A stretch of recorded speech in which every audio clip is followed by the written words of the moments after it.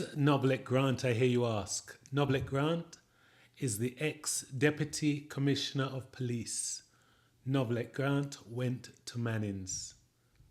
Let's speak to Novelette. But before we do, remember to like and subscribe. Tell a friend. Make a comment. Here she is. Hi, this is Roger Smith of the True Blue Lounge, and today I'm going to speak to Novelette Grant. Novelette is a 1977 Mannings grad. Hi, Novelette, how you doing? Hi, Roger. How are you? Good, good, Nice good. meeting you. Pleasure's all mine, and thanks for giving me some time in your busy schedule. So, glad you're going to humor me with some of my little fool questions. They're not all going to be fool, but I just want to, find out a little bit about you. So, whereabouts were you born and where did you grow up in Westmoreland? If it was Okay. Westmoreland. Yes, I am from Westmoreland. I was born in Waterworks, Westmoreland. I lived in Deans Valley, which is just a tad distance up the road from Waterworks proper. Went to Coxview Primary School, and I went to Petersfield, and then I went to Mannings. I left Manning, and then I joined the police force, and I started out. My group went to Port Royal, and the last group that trained in Port Royal, and the group that moved over to Twickenham Park, where the police training academy institution is now located. Twickenham Park. It used to be the Jamaica School of Agriculture, so we moved over there. So we closed one facility and opened another. So there's a group, we call ourselves first and last and first, really, last and first. I'm just by your profession. I'm gonna have some fun with my questions. So this is gonna be nice. This. I'm having more fun than you are. So All right. let me get over get out the way the niceties. So, are you a good cook, Novelette?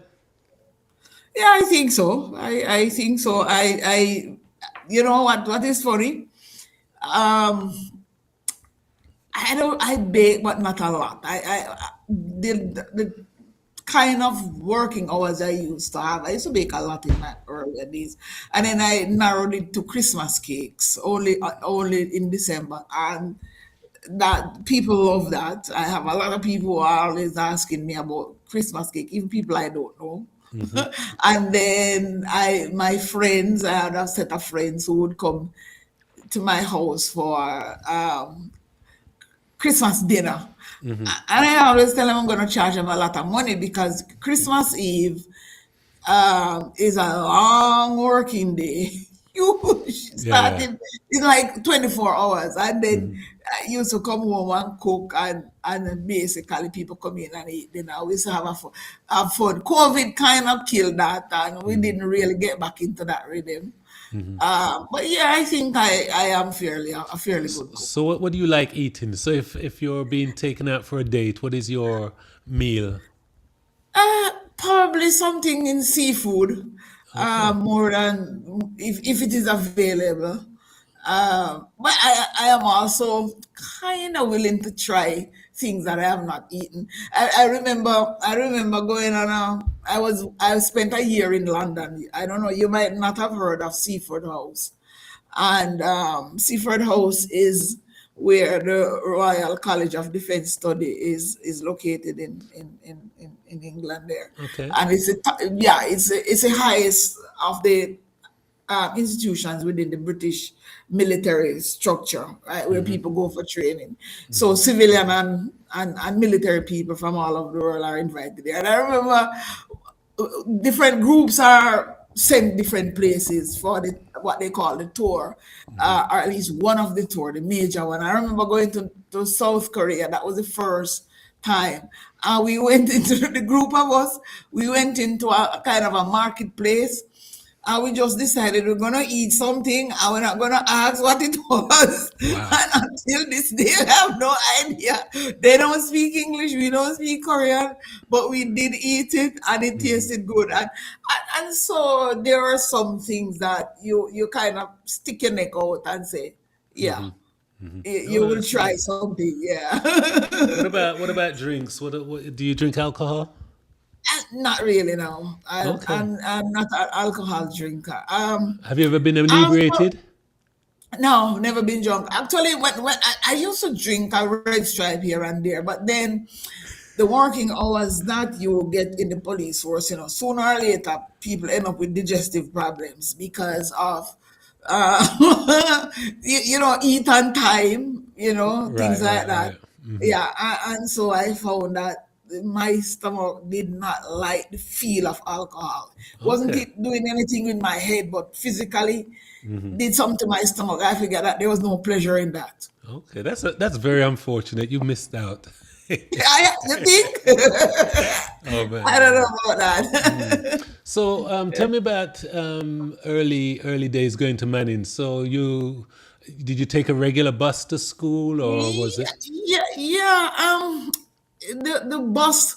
I live between Withorn and Petersfield. That so Manboard bus was the bus. I remember one morning. That was the morning I swore I was going back on that bus because by the time the bus reached me at Dump, you know, it was so full. There was just standing room, and there was a morning I got on it, and I was standing on the step and going around, that big bus, those Yes. big, right. So going around Galloway, going around those corners, I was going down, and I felt like, why am I doing this?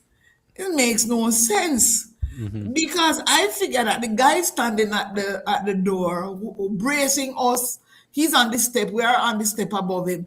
And I said, with this bus swaying and going around the corner, suppose something happen. I don't feel comfortable like that. Wow. The irony, when you reach Petersfield, the bus empty because a Yeah, yeah. whole bundle of people get off at Petersfield. Yes, But it yes. was coming from Darlington and Haddo and whatnot coming down to me. It's always so I was on that unfortunate leg of the journey that I couldn't get comfortable. So it's Right. not have to rely on the minivans.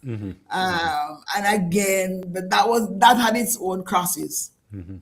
So going to Manning's for you, let me ask you, what was it in Manning's? What were you doing in Manning's that drew you to the police force?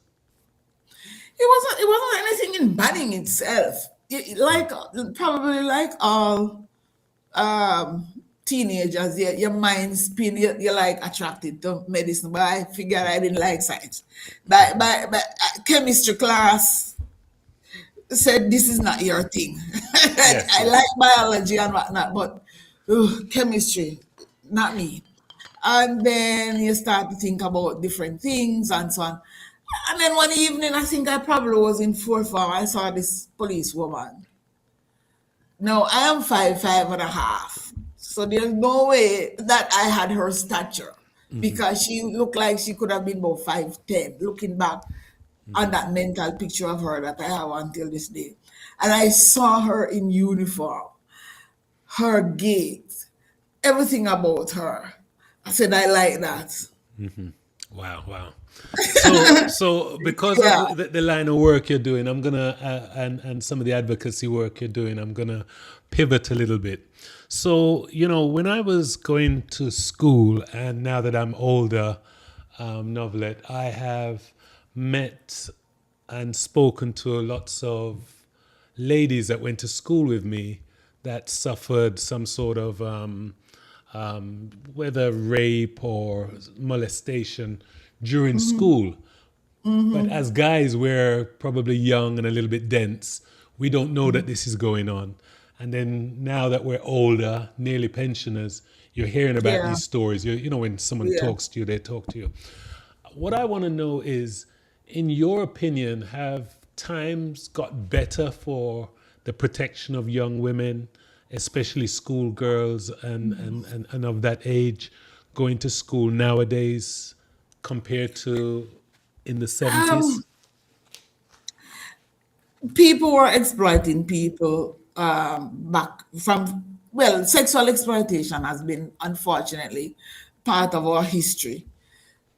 I think in some ways, our youngsters are probably a lot more vulnerable now than they were in my time.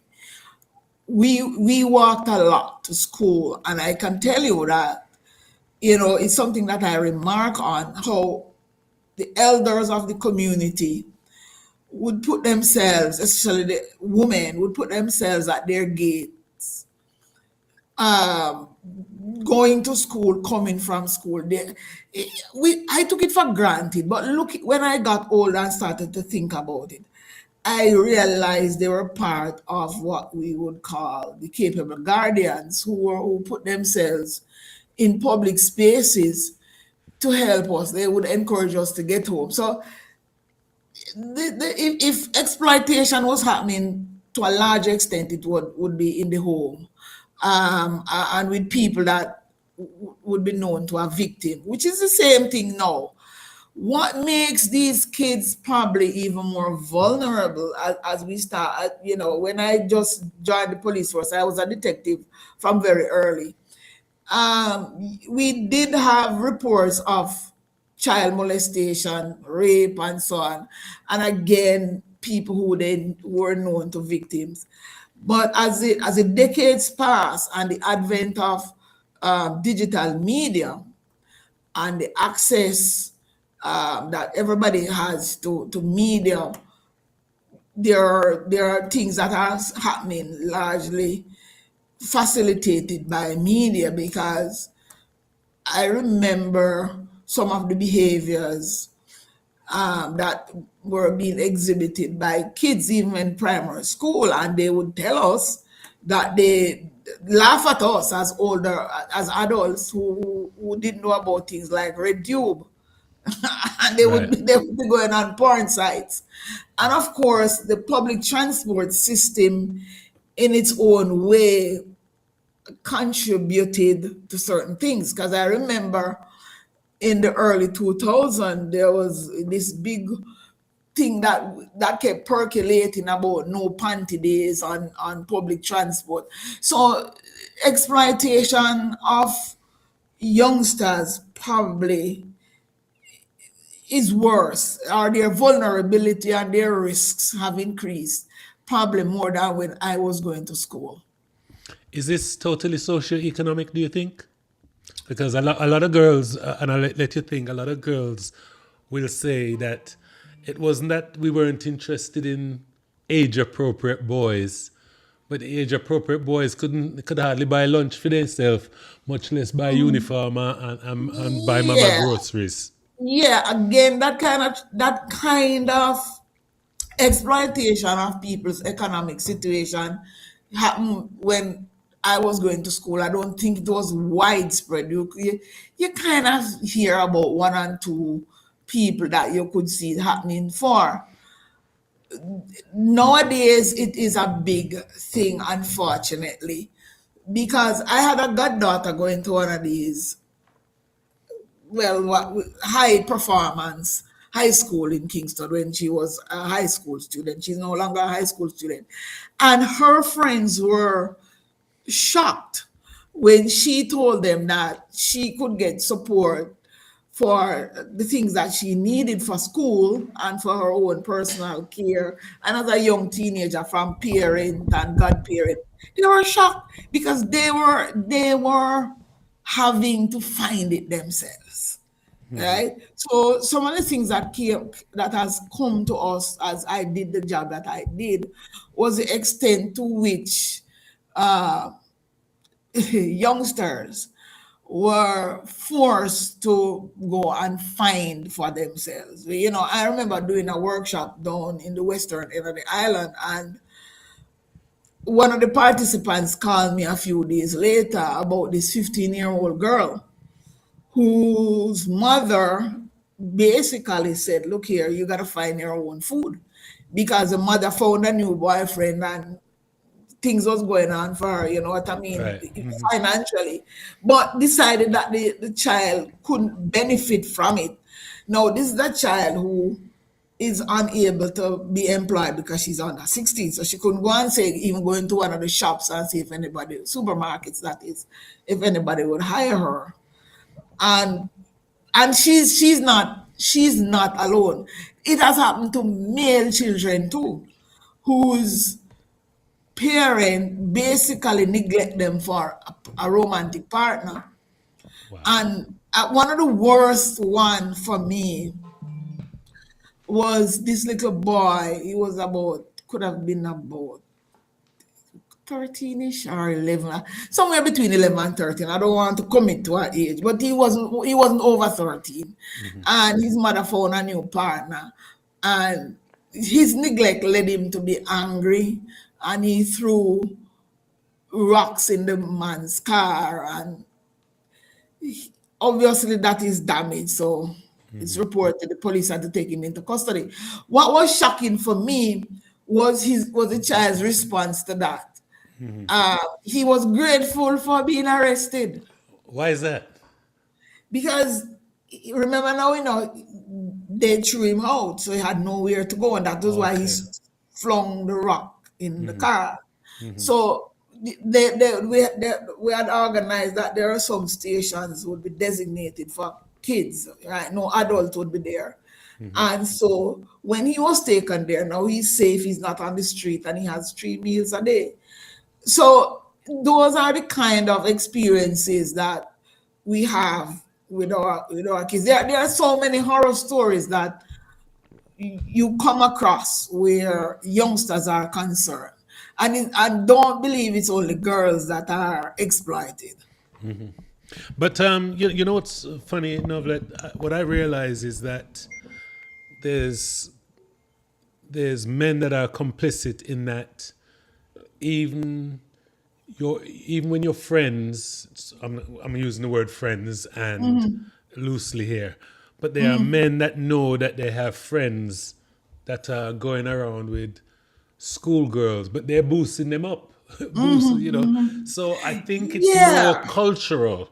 It's more, there. and I don't know where that comes from because I know the music it's coming No, it's from. been around for. Here is the duality where that is concerned. I've spoken to male persons, some of them my colleagues, who talk about being sexually initiated by older women. Nobody talk about that.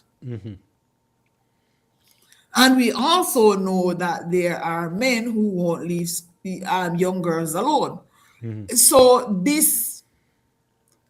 sexuality in Jamaica is a complex thing in terms of the kind of social mores that govern sex and sexuality, things that are taboo, and then people say it's taboo publicly, but practice it in the dark, Right, right? right. Yes, yes.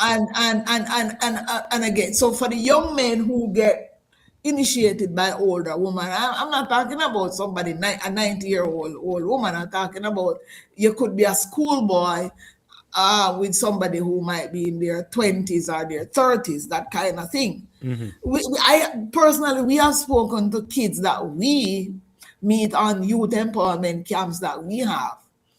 And we find ourselves with the dilemma of talking to young boys who are in sexual relationships with older women. Now, they're not going to tell you who they are because they understand the legality. They're not stupid. But when you question these teenagers, because of scamming, they have access to cash.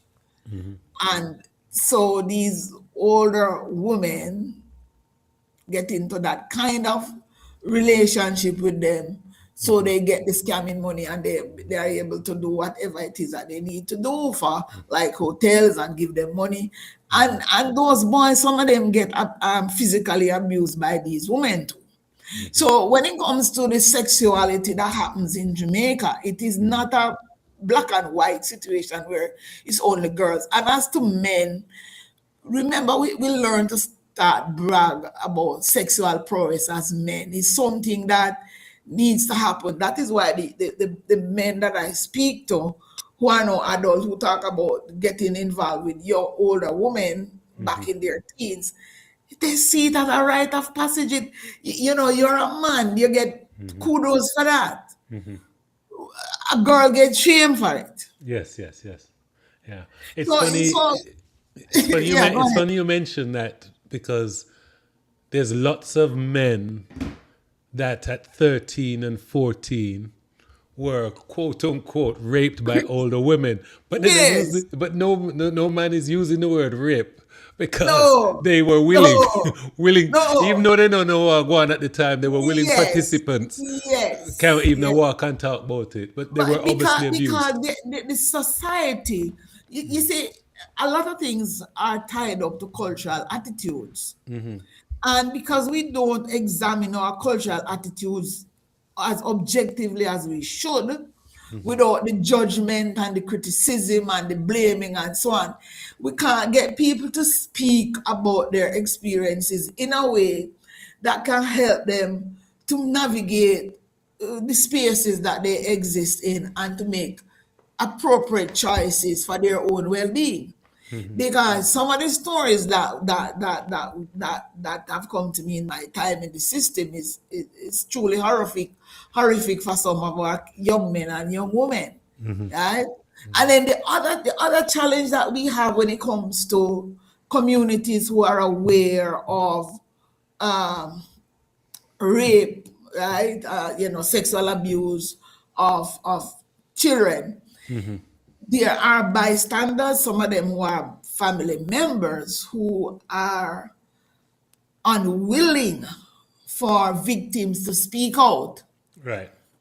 because in some instances, if it's a step parent, for example, who's doing it, they turn a blind eye because there is economic loss that is going to be tied up with you going to the authority about that. And so you have that part of the problem there, right?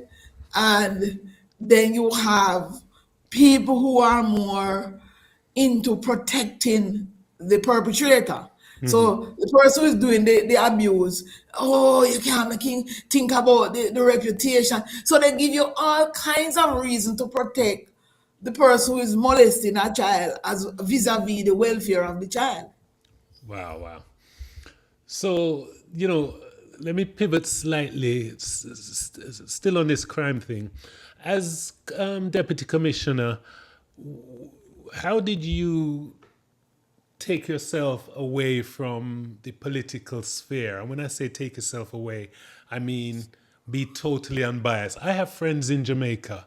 You would not believe that all right, I spent 5 years in Jamaica, but you would not believe the difference, the party difference. How can me and you come from the same little district? We used to break piece of bread together, hot bread, and cheese together. And bulla cake And and beer. and two of us can't sit down and talk about politics because I'm a capitalist and you're a socialist. I don't understand how the system has broken us that friends cannot even talk. When did it one, get one so of, bad? one of the dilemma that we have is when emotions um, basically dictate how you see things. When you look at people become attached to their belief, right? That's one of the things. It's an emotionally based thing, beliefs. And when people have strong beliefs about something, you can imagine their emotions are strong. And it depends on how, again, the people who help to socialize you, what they believe, the harm vis-a-vis the benefits and vice versa, and how they attach to personalities. So people are going to be, I would say, influenced by that. Now, I grew up in Westmoreland. Westmoreland with politics, and both sides. I had family members who were on both sides of the two political parties, and the so I listened to them speaking. My mother's mother who died when she was 98, right? So people in my family tend to live long. I used to sit as a child and hear people talk about what happened in Frome in 1938. Didn't understand it a lot. I heard them talk about what happened prior to independence, when the whole formation of political parties. And so you heard them. And I also heard about their exploit working for either parties. And for me, by the time I left school, or probably before I left school, I was able to see with a clearer lens what they were doing. I remember a relative of mine came to ask me to vote for a particular candidate. I was so disgusted with the whole of them because of how emotionally charged they were with this whole supporting this versus that. And my view was, okay, what have you gotten over the last 40 years running up and down doing this? And when I was a constable, I went to my first parish was in St. Elizabeth. It's my first division, we call it, not a parish. And you meet people, and somebody invited me to vote for their party of choice. And I say, why? And I didn't mean that sarcastically, probably because of some of the teachers that I was exposed to throughout my life, and especially at Manning's, that help us to develop critical reasoning and thinking skills. And I think I was born this way, where you can't say, my mother used to have a hard time. She said, don't go through the gate. I needed to know why. Because there has to be a reason. It can't be just arbitrarily, don't go through the gate. Why? What's out there? What am I supposed to be looking out for? What's the harm? So, I don't need anybody to tell me who to vote for. So this person didn't know me that well, but assumed they could. So I said, why? She said, how you mean why? I said, no, you're asking me to support somebody. You didn't ask me what my views were to tell me why. And they start to tell me about the economy of the stomach. And I said, no, tell me what your people gonna do around the economy, around health, around education, around infrastructure. Let us talk about that, because when I was in Westmoreland, I wasn't dying of hunger. Food was there. So the lack of rice is not an issue for me, because I ate, and I ate well. And that was that was the first and only time as a police that anybody ever tried to talk to me about supporting one party or the other. As a citizen, I understand civics because I was taught civics, and I also loved history. So I read a lot of history. So I could make certain, as young as I would, I could figure out certain things for myself. And so I did not look at the state of the nation through particularly emotional lens.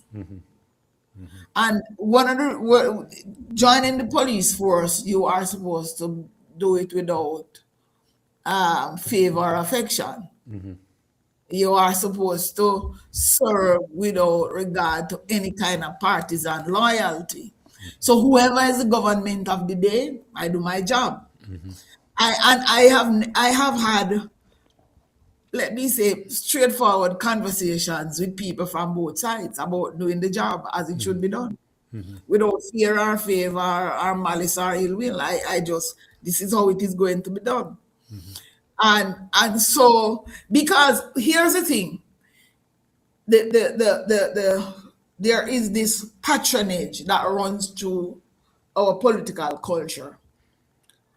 And because I wasn't looking for patronage from any political person or person, I could think and act independently. You weren't trying to eat a food off of them. No, I wasn't going to go and ask anybody for a favor. Yeah. I didn't believe that I needed to go and beg anybody to get me a promotion or to get me a placement or any opportunity. I just never believed that. Because I come from a family, Sir Roger, where they were not rich materially with money, but I mean, fierce the other day. Pride. Right. You understand? And my father, incidentally, most of it, he's from St. Elizabeth, so I know of some of my relatives there, but not to the degree that I know of my relatives in Westmoreland, because that is where I was brought up. But them equally faced it too, obviously. Oh wow. And one thing, so I got it double from both sides. One of the things that I learned very early in life was not to beg anybody for anything. Because I grew up hearing them saying that. They don't beg, they don't bow. I grew up hearing that my grandfather, who I didn't know my mother's father, I didn't know my other paternal grandfather either, but I grew up hearing a lot about my maternal grandfather who used to love talk about death before dishonor. So there are certain things that got coded into you from very young about how you live your life and how you walk through life. So there are certain things that was very difficult to do. I ran into trouble with that in my own home as a child, because having having basically been socialized by these people with those kind of attitudes. And then when I leave it right in front of them, I am in trouble. Because if something is in the house to eat, for example, I ask my mother, and she give me some lip about it first. I don't want it after that. Right. So And that they brings back created you. problems. They created you in that home to have this In their behavior, image. and then they're They create in surprised. their image. And then cause the worst thing can happen to you as an adult, is a child throwing back your own philosophy and thing in your face. Yeah, man. I learned that boy, all right. So that's what I was doing. Because really, so they don't teach. My mother used to talk about don't take things from people, don't do this, don't do that. And those kind of caveat that you grow up with, you don't cross, because you know if you cross that, you're gonna pay for roast and boil. Yes. So you get hardwired of begging. So the idea of begging anybody for anything was the farthest thing from my mind. And once you have that independence of thought, it's hardly likely that you're going to become subservient to anybody, regardless of what power they have. I have a problem now wherein I believe that the worst kind of people I detest is someone that thinks that they know more than you. There's two parties, and they must convince you to be on their side. Like you don't have a brain yourself, or we're all monolithic, meaning just because you like rice, me must like it. You love There you chicken, go. but me must like it. There, No, there. that's how life go. I think about things, on Yeah, my own, and make this decision. I agree with you. But here's the thing: when the conversation is about personalities rather than issues, what's the point? Yes. Because there is no logic that you can bring to a debate that is personality laden, right? Because it's either me like Raja or me don't like Raja. So That's right. therefore, anything that Raja says, if I don't like him, by extension, I'm going to dislike that, and vice versa. Now, if I can separate Raja from his ideas, I should be able to pick apart the ideas that you bring to the table and say, okay, let me look at it from north, east, south, and west. And I can then take that idea. There are people that I speak to, from ever since, around issues. And we continue to have that, whether it's historical or current or whatever. And we share ideas because we can agree to disagree. Because we're not trying to psychoanalyze somebody and say them is this and them is that. Yes. Because that's not the point. I look at it as growth, So I want to talk about the issues, the people, and I want to talk with you and find out what you think. And I want Yeah, all the information to make a decision. I'm not going to be precisely. sidelined. So Let me now, share. No, before you move on, let me just share something with you about how that same thing permeates the whole place. When I just entered the JCF and got placement out there, as I said, you would hear the people that were around before you in the system have their opinion of the senior persons, like people in the gazetted rank, that would be the superintendents and up, right? And they would talk about they don't like them. No, I there was something that I practiced from very early, and I have to credit that with upbringing, was to say, well, I need to form my own opinion of these persons. It's not that I disregard what people said about them. I file it away. But then let me see how the interaction between me and these people who everybody have off has been the cruelest and most disgusting, wicked, whatever person they want. And the irony for me was that many of these people that they had a difficulty with, I got on like a house on fire with them. Yep. Because I am me, I am not you, and I am going to present myself to these individuals as me. And then we take it from there. And you can go into these interactions with a hang up by stuff that you heard. So if you're a weak Precisely. person, you may posture yourself in a way that this person may say, but you're an asshole, man, I'm not going to deal with you because you're just like them. You know, sometimes you have to give everyone a clean sheet. Yes, or you shoot yourself in the foot. Because they were avoiding these people. You know, I was the youngest person in CIB, criminal investigation, and they put me there when I was basically still in probation. Didn't want to go there because I like my uniform. And then the guy who was at the area now, the area level, overseeing the three parishes when it come to the function of investigation, you know, people used to give him a name. They didn't like him. That is the people who were around before my time. And every time I see him, I didn't avoid him because I didn't know this man from Adam. He had not done me anything. And you know what I used to say to him when you're sending me on course? Because you can't have me say it and not sending me on course. And I said it and I said it.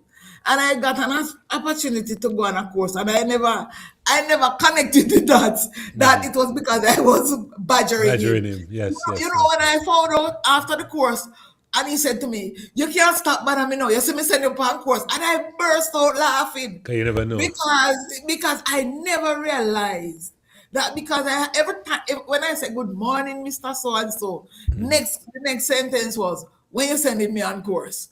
And so I realized that if I had allowed the opinions Of others.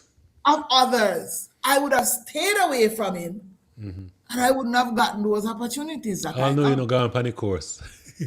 Gone on which course? Nobody would have known me name. What is wrong with your That's right. That's right. Because within this, I was relatively young compared to other people who are there longer than me. But I badgered this man so much. Wow. So, walk me through from graduation from Manning's to your career. You know, give me a little elevator pitch of after when you finished school. What did you do? Well, I did a little stint with the Ministry of Youth, and whatever they used to call it. They changed his ministry name so often, but yeah, and then I went into the police force. And How old were you when you entered the police force? 20 something, 20 little bit, very little bit.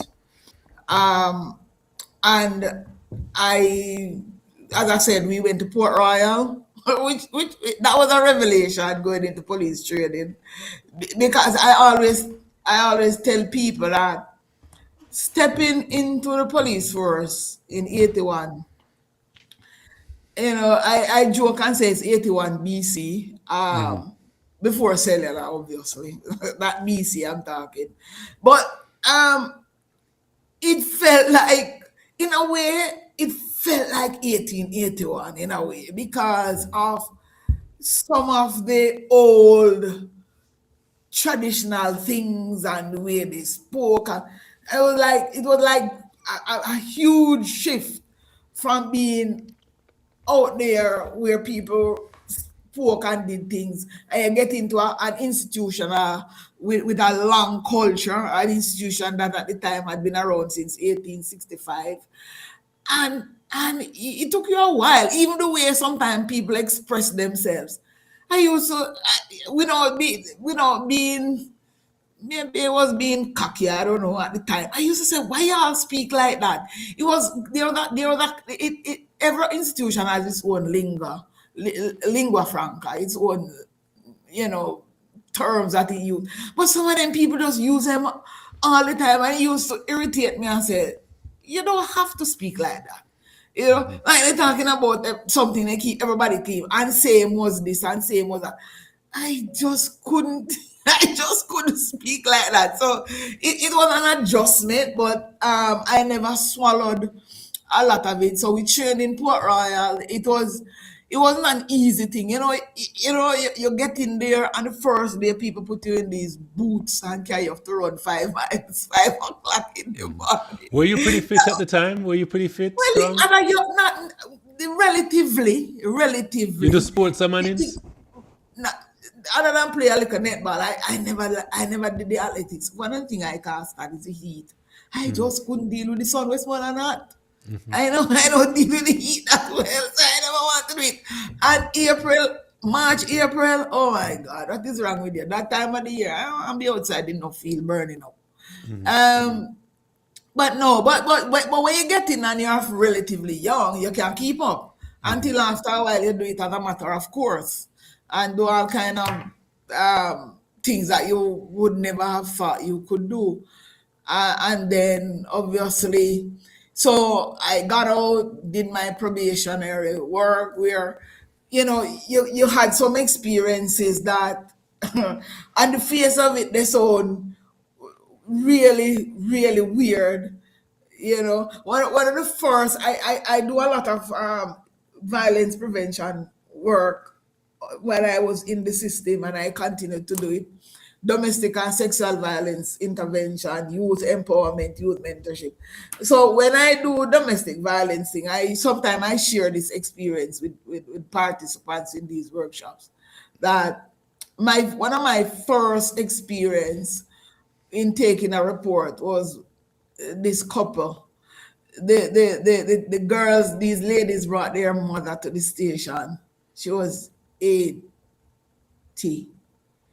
And while they were telling me that their father was beating her up, the sons brought their father, he was 83. And I am a little 2-day police, Roger, and I am still kind of at a loss. How do I deal with, what do I know? What do I tell anybody at 80 and 83 about abuse? And especially because at the time there was no law in Jamaica for the protection of people who are experiencing domestic violence. Wow. Yeah. So that was that.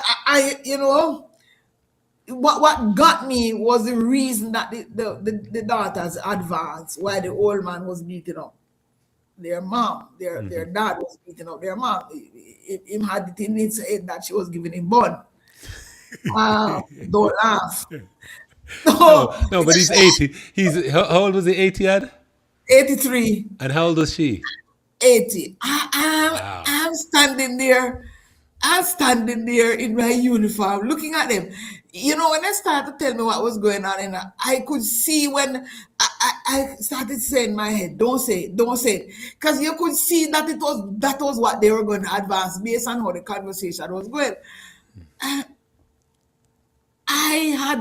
There was nothing in training that you got that prepared you to deal with things like that. So my great answer to their challenge was that the old man was senile.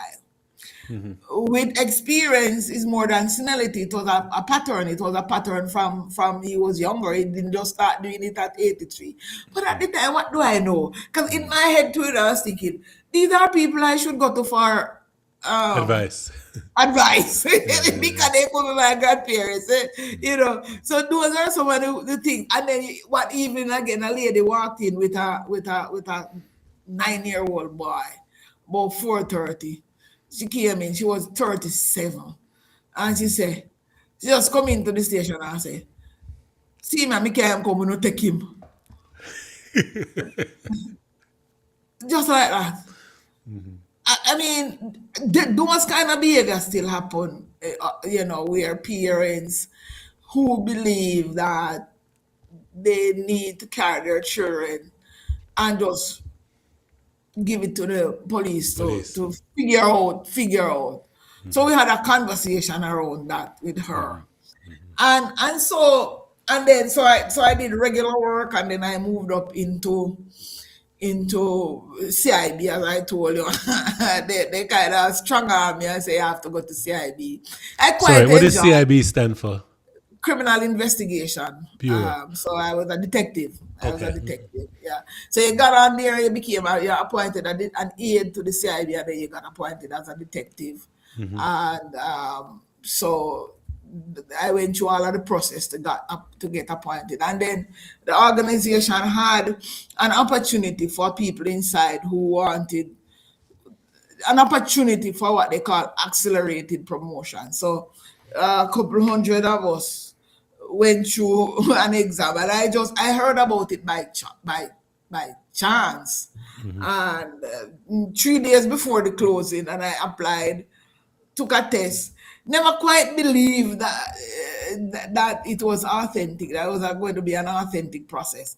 But I went ahead with it, and I became one of the first woman to have ever gotten onto a program like that. And so you got some specialized and intensive training for leadership, and then I took a break after that. I went to university, and then Wait, now, the police send you to university, or you have to no, pay no, out of no. your pockets? The government allows anybody who works for government, right? You can apply for study leave. It's a provision for people who work for government. You What? can No, but apply I'm for trying to study leave. find out if it's No, free I pay for it. education. No.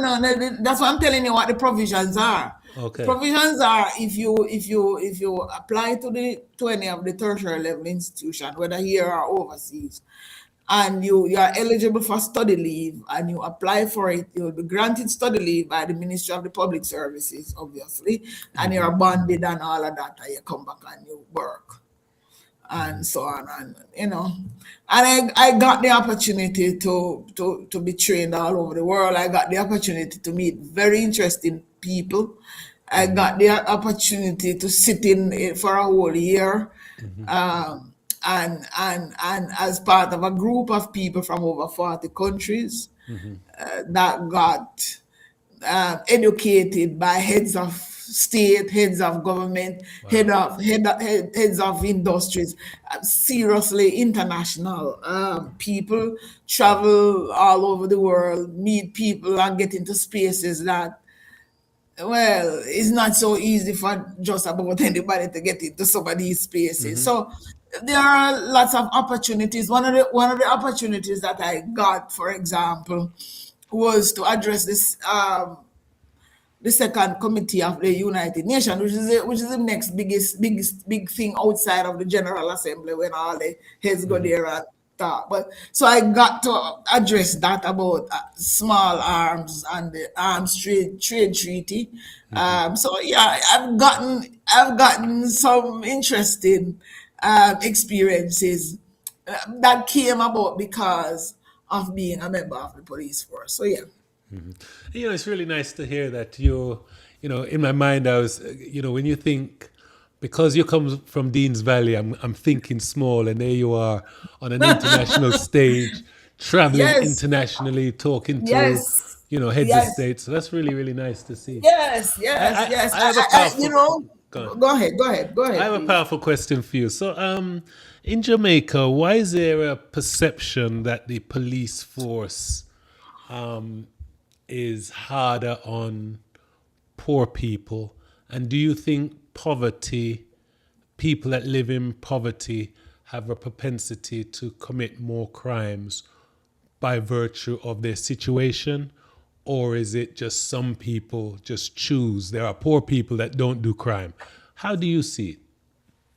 Look here, the whole business of those who are perpetrators, those who are victims, it's a multi-layered thing. It's easy to stereotype and say it's only poor people who commit crime. No, you tend to find that poor people come in contact more with the police than those who are of a higher socioeconomic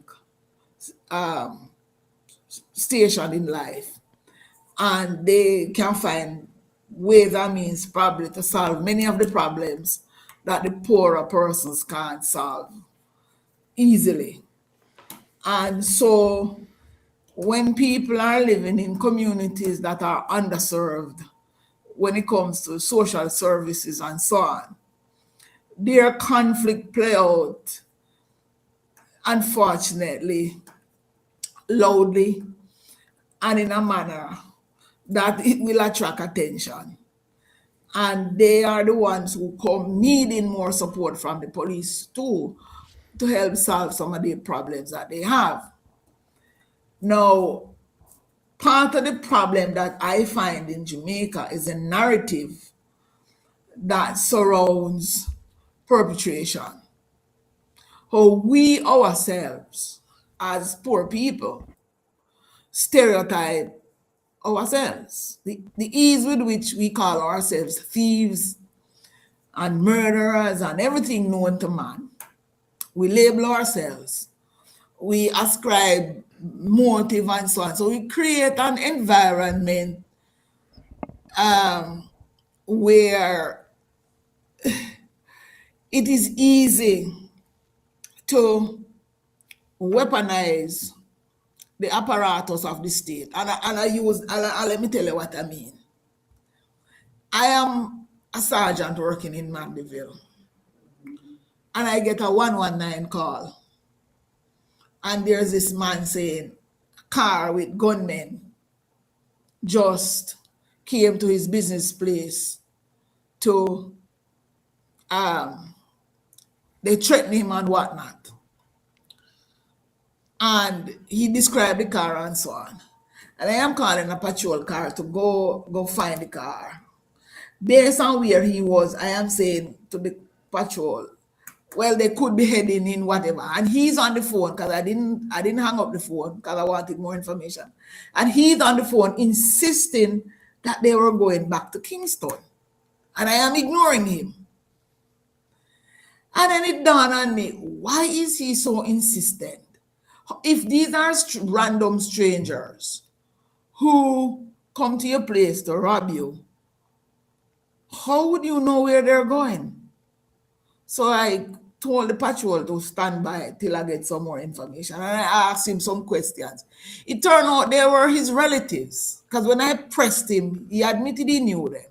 Who are they? Yes, they are relatives coming from Kingston. Why are you fussing about? It's dead left, you know. So he is now creating a picture in our head to go and intercept his relative, assuming that they are armed and dangerous criminals. And that is just one example. You get that over and over and over. It's not the first. As soon as they have some issue with somebody, they will come and tell you that the person is a gunman, the person is a this. So if you again are a jumpy person, don't think and ask questions, you can get yourselves in a position where people use you. And if so, again, there are some members of the society who are not as mature as they should be to understand the sociology of the society then. And the us and them kind of, because when I joined, I got that kind of institutional attitude about us versus them, meaning criminals. And you go out on the street and you get that from people, the civilians. So that if you are not conscious, people can create even more bias than you normally have as a human being, because all of us have biases. And people can stoke that bias. And unfortunately, you know where that can lead to. So we have to remember, these are people we recruit from the society itself. And we train them. I have always believed that we don't necessarily educate them as they should be educated to be police. Because it is not just about enforcing the law. We are enforcing the law within a context. And the context come with a lot, it's like an onion, it come with a lot of layers. And so you have to understand the very people that you are policing and some of their proclivities. And also, you can't allow, you have to recognize what your oath means when it says without favor, affection, malice, or ill will. So when I was involved in training people in various levels in the organization, right? And these are some of the issues that we used to explore with them. Recruits, recruits that I had created programs for. That when I say recruits, they are still in training. They have not passed out to become, operational on the street. They had to unpack what these instruments of their authority meant. You had to understand how you get the power that you have as a police. That it is delegated via the parliament from the people of Jamaica to you, and it's enshrined in legislation. So again, it's these kind of conversations that I think that is required, and it has to be consistent and systematic so that we kind of debunk some of the ideas that people enter the system with. Because people are out there watching and hearing and associating with and coming with a particular view of what it means to police. It is the organization's responsibility to help them unlearn and relearn. I have always said this is not something that that I am afraid to say, because it's something I've always said that as an institution we have not necessarily done as effective a job, I think, as we could, because you have to remember we were established 2 years, 1867, after the Morant Bay protests, and we were made a paramilitary organization, right? As opposed to the London Metropolitan Police that Peel set up. They never used that model in the colonies. They use a model from Ulster, right? So it came with a certain orientation as an institution and what its purpose was for, and we, it's a long-standing issue that some of those philosophies probably that seeded the organization form part of the cultural attitude that passed down to people right down into the 20th and 21st century. Wow. So this is the last question I'm going to ask you on the police side as the assistant commissioner. So let me ask you this. I'm a little bit of a mathematician. So the murder rate has drastically dropped, and the hoodlum killing by police has risen. Is there a correlation, do you think? And is it just You are the mathematician. No. Look So it's here. not a coincidence in your mind. Look here. Well, it's obvious that there is more. It is likely that there's a positive correlation between the two activities. Obviously. Okay. Um, I'm glad that you didn't duck it. I thought you were going to give me Look here. I was in there in the system. I'm not in there now, so I can't really speak to what the strategies and the tactics are. But based on the data that is out there, obviously, but I was in there back in the 90s, and we had some really high figures from the police side. That's why we end up with the Bureau of Special Investigation at the time, Police Public Complaints Authority, and Office of Professional. So there have always been something around, how use of force is deployed by the police and how you account for it. So there's always a concern around the number of incidents that the police is involved with. But then here's the other challenge. The other challenge is that we can't deny that there is also a high level of violence coming from the society on itself, obviously. So the question has to be, as a country in a democracy, how do we police it in a way that we create a sense of safety and security for people, not just perceived but actually experienced, and still have police professionalism and accountability? Those are questions that I think as a country we are still grappling with. Understood. It's amazing. Sometimes I talk to my Jamaican friends, and we talk about how bad the murder rate is back in the day. When I say back in the day, 5-6 years ago, and they will always a Jamaican will always say, well, a lot of the violence you'll find is family members and dead left and this, that, and the other, but it doesn't make it any less violent just Yeah, because brother killed brother. It makes, agree. in my mind, it makes it even worse, because I'm Worse. thinking Yeah, this inability to, resolve conflicts over that is the dead whole left and all point. of them thing there. So when you look at when I used to interrogate the statistics and the cases, right, that came to attention, you would find that when we talk about gangs in Jamaica, one of the unique feature, I think, is that kinship ties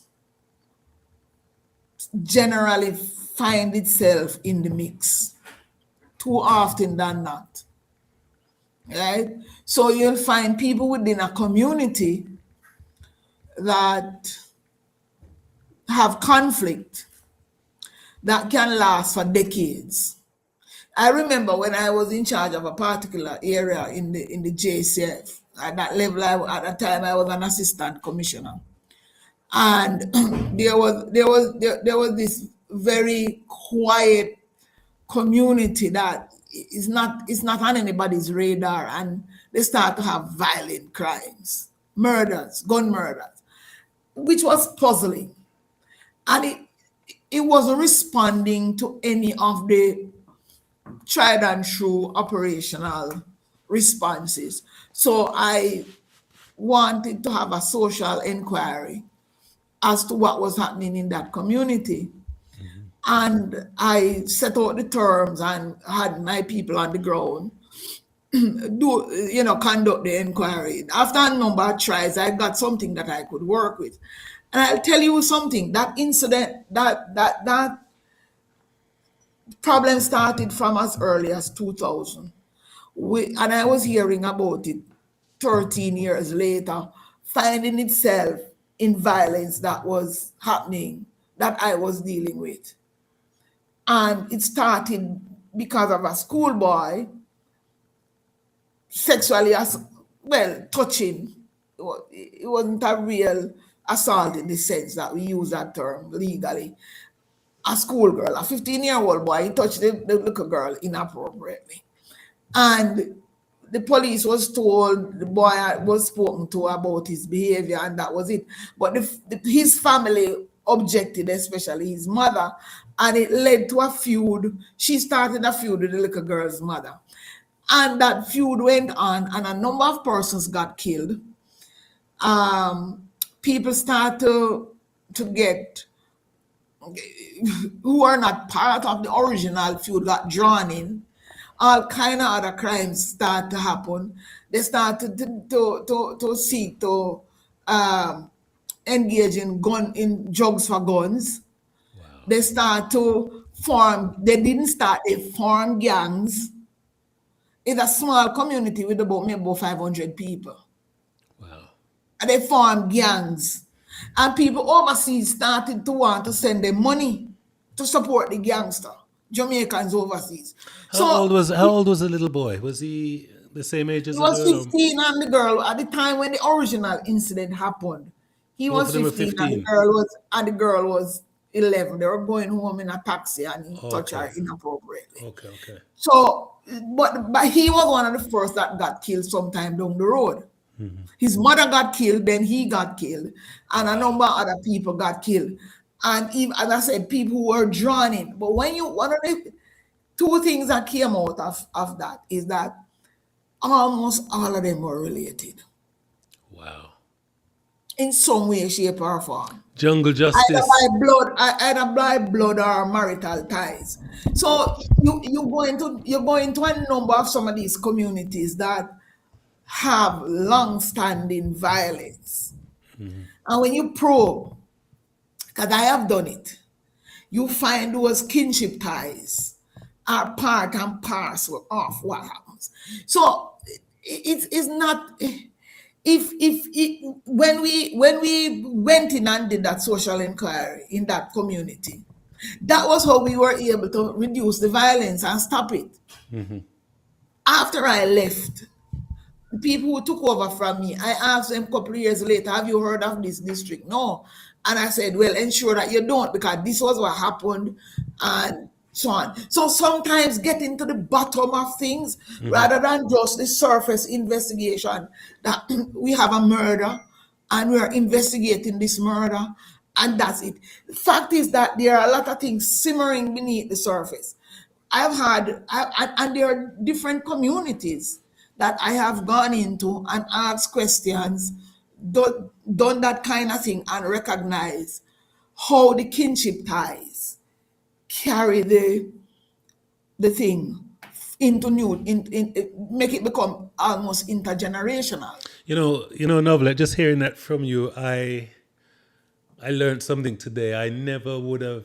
I've just leaned back in my seat and just thought about what you just said, and I never realized how you can have one problem and it can be 20x just by Yes. virtue of somebody No, somebody beating the drum and getting yes. all of these people involved in a situation like that. Wow. Amazing. Yeah, absolutely. Here's an incident. An adult male was in a sexual relationship with a 13-year-old girl. Came to the notice of the police. The police arrested the adult male. The community took umbrage to that. The community came out lighting up stuff and protesting and carrying on and holding the 13-year-old responsible for the decision and the behavior of the adult male because Wow. she's promiscuous. She basically come on to men, even married men and adult men. And sometimes it's the women. Sometimes it's the women that lead that charge. The yeah. women that's supposed to be protecting Yep. and looking at Yep. them same one. Yeah. Because I've seen that. Unfortunately. I've seen that happen. I've seen it happen too. So I mean, the numbers that you see reported don't tell you the full story of what goes on. When you hear of somebody being killed, there's a huge history of behaviors and activities and relationships that eventually will Lead up coalesce. to it. That right. So that on the face of it. So there are some that people probably are just the victim of robbery and get killed in the process of a robbery, and that's not a lot. And so on and so forth. You have feuds that people move from, where people in a community who have feud, and they will move the location of the feud to somewhere else and commit the violence there. Wow. So it's a complex thing. I see that And I said now. multi-layered. It's not a black and white 1, 2, 3. It take time. It take thinking through, and this is why the work that is required to help communities live peacefully and in harmony needs to be consistent, needs to be coherent, in a framework where you can know what you're doing, you know what you're measuring, because people need it, people want it, people tell you. But we talk about social intervention, but it takes a lot more resources than we probably have, or but we have to do things. And one of the best place that I think we should start is among students in school. Okay. Are Believe you it or religious, not. lady? Are you religious? Now, religion is an organized idea of what God is. I don't join into that. Okay. You You you believe can you you can go believe in God? I believe that there's a higher power than me. Oh no, no, I me don't too, me I too, don't me I too. don't well, I don't necessarily believe in the one that they hand me down from the Council of Nicaea. Okay. Nice, nice. All right, let me get a little bit deeper. When we die, what do you think happens to us? I haven't died, so I can't tell you. Nice. If Okay, I okay. died and come back, I would tell you. We're we're But but we're but we're on I the but, same but we're let on me the same hold on, hold level. on, hold on, hold on. All right, that's facetious. But I am hoping, and I do believe that this that we are walking around is we are more than this. We have to be more than this. There is something. If you go back to Genesis, it said that we got the breath from whom? Creator. So when the breath leaves this vessel, where does it go? Back to source. I kind of believe that. So I don't want to label myself or label you, but would you say that you are one that understands that there's a higher force? People put Yeah. names to this force, but and have these rituals, but you may not. You don't. So, for example, if I'm gonna eat my dinner now, I don't mumble under my breath. I don't say no grace. If I'm going to bed, I don't clasp my hands and close my eyes because I think it's meaningless. That's me personally. But some people But but but but are you but really you can give thanks. You can acknowledge that there is a thanks power to that, who. that animates you, and acknowledge that without having to go through the rituals. That's true. If the That's true. ritual makes somebody comfortable, I have no problem with it because that That's is true. their comfort. So I don't. There are two things that I really don't get into. Not to say that I'm not talking to you, no, but I don't get into deep conversations with just about anybody on two subjects. And I have been saying this from I I was a bet you I know teenager. which two of them they are. Yeah, of course, you know the Politics two. and religion. Obviously, Why? because Why? a lot of it, is again is about the emotions, the belief. And when people have strong belief around things, that one of the first things they want to do is to convert you to their way of thinking.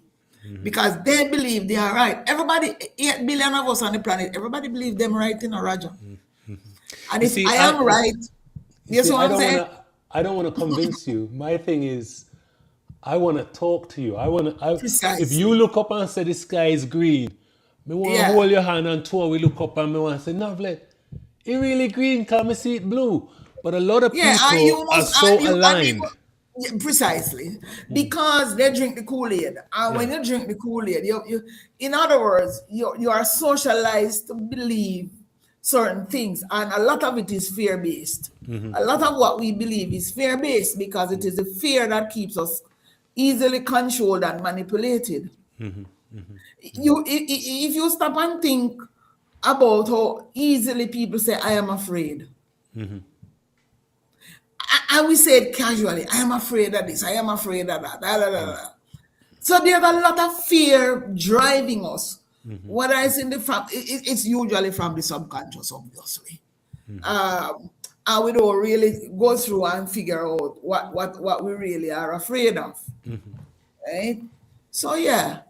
But it's good to look at what is there out there in the literature, and to kind of pick and debate and argue and talk about that and how you interpret it without becoming dogmatic about it and not giving somebody else the space to express their view of the same thing. Well, I like to be an antagonist. Yeah, provocateur. Yeah, Yeah, yeah, agent yeah. No, I love to be provocateur. this guy. Agent provocateur. If you put on your orange shirt, I put on a green one. If you put on a green one, I put on my orange one. I've always been like this because for me, I want to Yeah. argue the points in a I love way a that good we learn. argument. Yeah, in the I way that love we a good learn. argument. I love a good argument. One of the challenges that you might very well have that argument fall very quickly into ad hominem, where it become personal. It's Yes, about yes, yes. insults and whatever. Well, what I've It noticed, descend quickly. Can't what be I've bothered. noticed Don't have the energy for that. with maybe I don't know if it's typically Jamaicans, but you see when you talk about the religion thing, the funny part about it is sometimes someone will criticize religion because you know that your mother was a big Christian, and your grandmother, your auntie, and your Whole father, and family. everybody. The Yeah. fact that I can say, I may loosely say, well, I just think these people are delusional or they've been brainwashed. All that the person is hearing is their mother that read the Bible 5 times from cover to cover, their father, everybody was delusional. That's all they're hearing. And I Yeah, think, because it's you're attacking my belief, and my belief is essentially me. to me, yeah. Right? So when you attack my belief, it's a personal attack on me, because it is very difficult for us to step away and hold our belief under a microscope. Many of us have never asked ourselves, why do I believe the things I believe? Where did I get it I've from? changed. And when I say I've changed, I've realized that a lot of things that we used to say were conspiracy theories are ringing true. And when I say Yeah. ring true, 10 years ago, things that were absolutely ridiculous to us You're seeing it is now. true. It's absolutely true. And now we're realizing that governments, world powers hide things from us, They have tell it. us what Yeah. to do, Yeah. spread diseases, give us Yeah. injections, do all kind of things. Yeah. They have so much power. I never knew that But at all. when I was growing up, right, many of us have a kind of let me use the word fear or apprehension at best of going to seek medical help. Because you grow up hearing people, remember now, we have significant others in our lives when we were children who we trust. When they say things, we believe it. They are the authority figures, like your parents and so on, and anybody who you look up to. And I remember growing up and hearing people talk about not trusting doctors, being afraid of doctors, because they will give you a bad injection. No, as a child, you don't know what the heck is bad injection, right?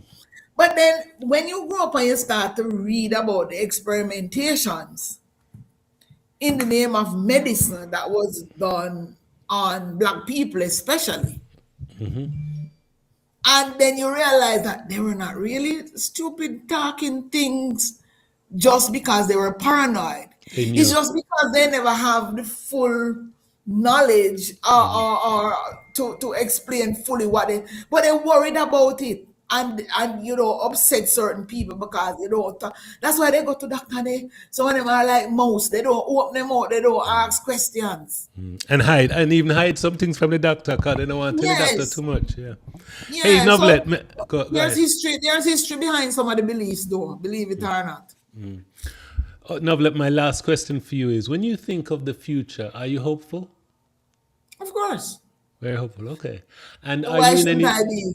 No, Because some let people me are. let me answer why I am. We get inundated 24/7 by news from digital and traditional media, and they tell us what they think we need to hear. But there are lots of things happening in the world. Ordinary people are doing great things, showing great acts of courage, kindness. People are innovating. People are envisioning a different world.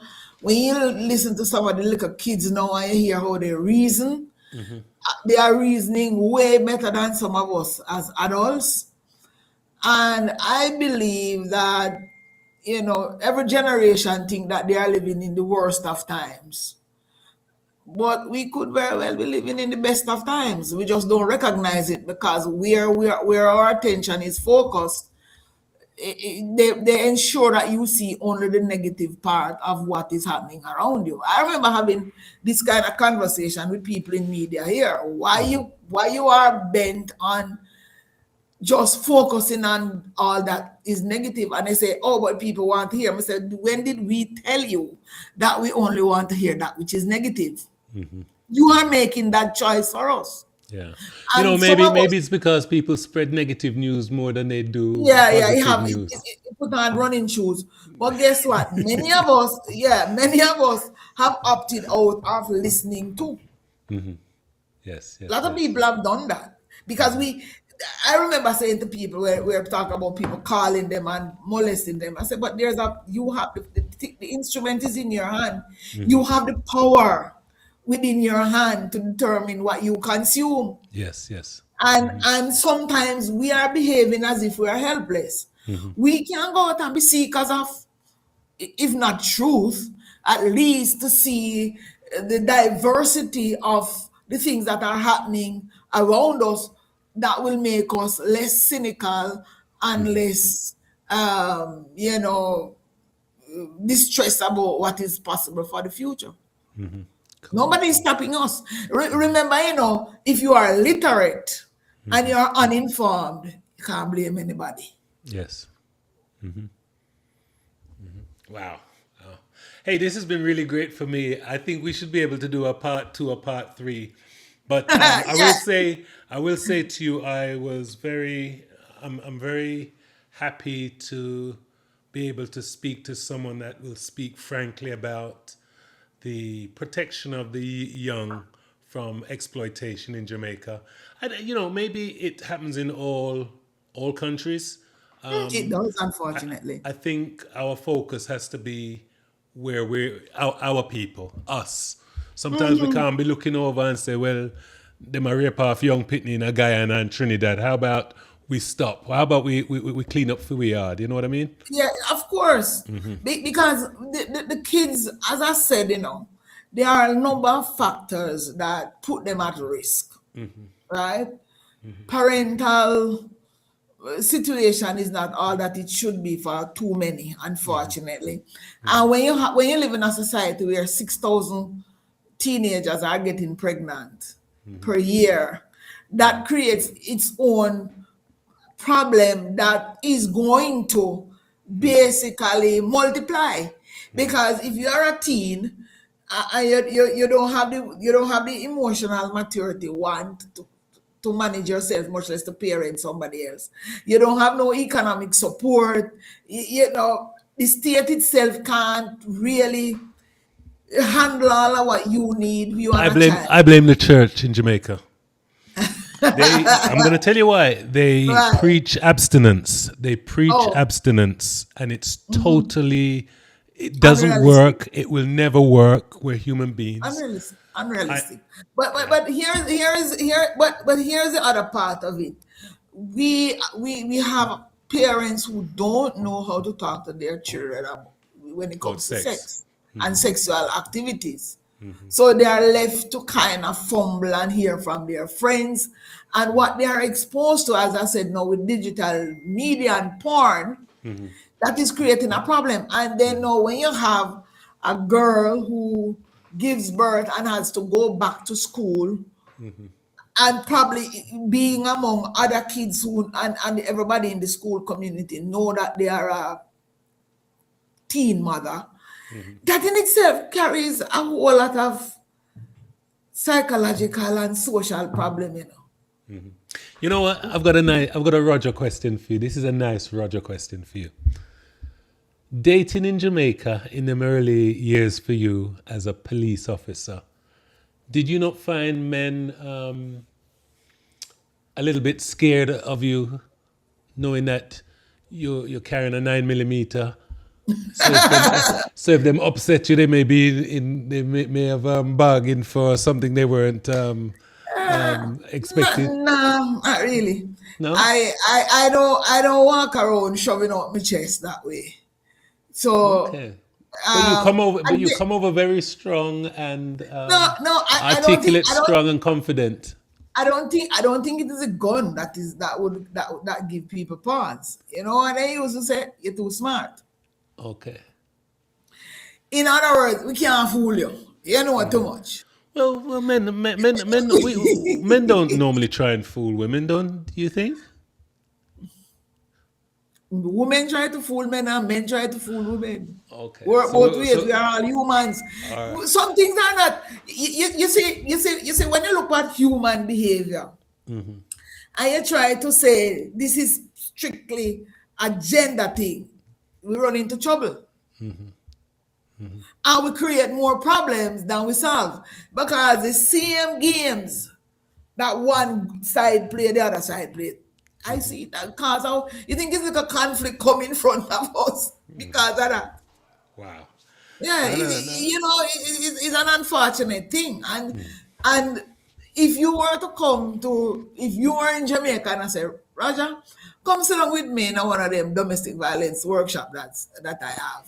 And you start to hear the things that come out, you'd realize, you know, human behavior is human behavior. There may be a tendency for some things to be more that things that men do and vice versa. But at the end of the day, it's human behavior. And we are drinking the same cultural Kool-Aid, right? And it creates certain attitudes and with that is based on the beliefs that the society push up.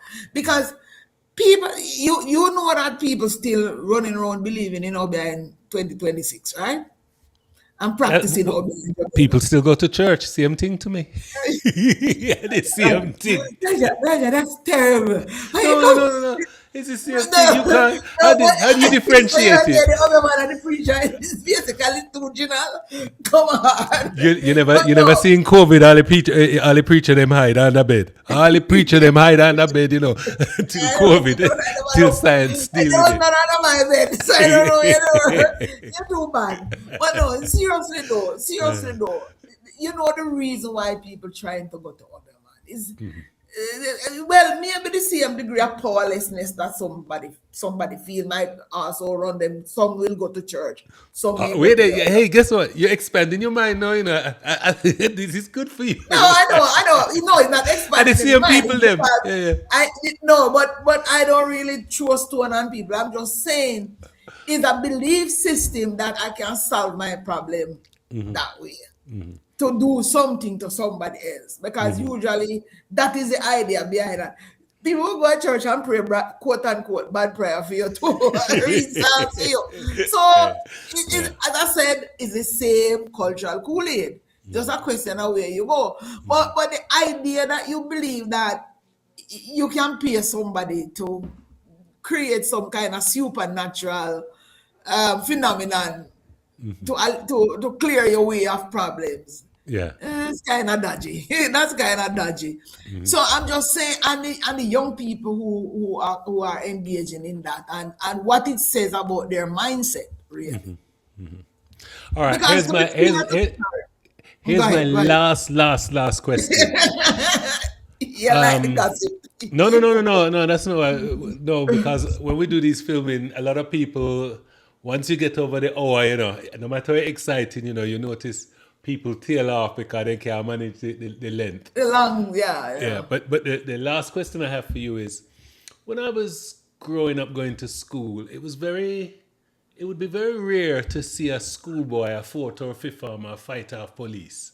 And I've seen a lot of videos of that lately. And is it Yeah. because it's videos I'm seeing, or it used to happen and I didn't know? Well, is that something? Well, when I was a young cop, I never had that experience. I never see it, I never hear it. In fact, there was no physical confrontation between adults and teenagers, school age teens.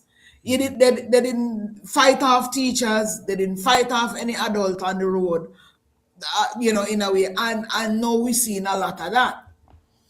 So, I can't recall ever seeing in my years as a police before lately that you start to see that, because like we're talking about during my school time and early years in the police. So the idea of authority and people in authority, something has gone wrong there, and it obviously starts from home.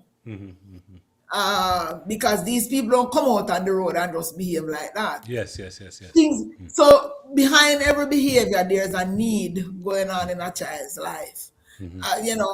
So if you don't respect the authority that you have in your home, in the community, and in the school, you're willing to fight off everybody. On the side of the police themselves, they have to look to themselves and ask themselves, how am I approaching these teens? Because clearly something is going awry in how they are interacting with the teen, because it's not every police that a teen is going to want to fight. And not because that police is going to flatten them. It's just a question of how you approach them. And you have to teach your kids how to deal with authority. And sometimes having a man in the home to teach these little boys discipline from a younger age and the consequences of certain behaviors will make better, make a difference. So a lot of boys don't have positive male role models at home and in community. They grew up hearing the kind of narrative that says confront and stand up and face down anything in authority. So, like I said, everything is multi-layered. And when you start to peel back the layers, you start to see where some of these things come from. And these are some of the conversations that we try to have with teens. And believe it or not, a lot of these teens are traumatized. Yes, definitely. Because when they tell you their experiences, Roger, of what they endure at home. I was just running a part of a youth program, and we were talking about self-esteem and self-worth and violence prevention and all of that. And kids were there basically insisting that I am worthless. They resist saying I am worthwhile. You know why they're saying that? Because that's what their parents told them. Yes. I asked them to write down on post-it notes 3 adjectives that they think describe who they are individually, and I collected it. And for the most part, they had positive adjectives to describe themselves. Like they think they are kind, they are this, they are that. We don't have a few little sketchy thing that slangy that wasn't so clear. Then I asked them to give me adjectives that the community use to describe you. And it was like a floodgate. Nothing positive. Wow. That's why we shouldn't expect, we get what we give out, There you go. So, last question. As you say, part 2 and part 3, because there's a lot to talk about. Yeah, no, definitely. Especially when it comes to the empowerment of the youth and stuff, because, they're the people of tomorrow. And if we can't turn around the trajectory of things that we see going on. For many more of them, just too many. We can't celebrate the one person who is a star. What about the other 9 out of the group of 10? Yeah, too much of it falling down. Yes. Yeah. Anyway, Novelette, thank you for spending the time with me. I honestly, I could talk to you forever because I have so many questions, but write them come down and send it Yeah, to me. I And just I send you a fee. no. I want it on film, because I want other people to hear and see this as well, So this is all good. Thank you very much, Novelette, and I'll You're be in most touch. Okay. welcome. All right. Nice meeting you and nice talking to you too. Enough respect. Later. Enough respect, my brother. Bye Keep bye. safe. All right. Blessings. Bye-bye.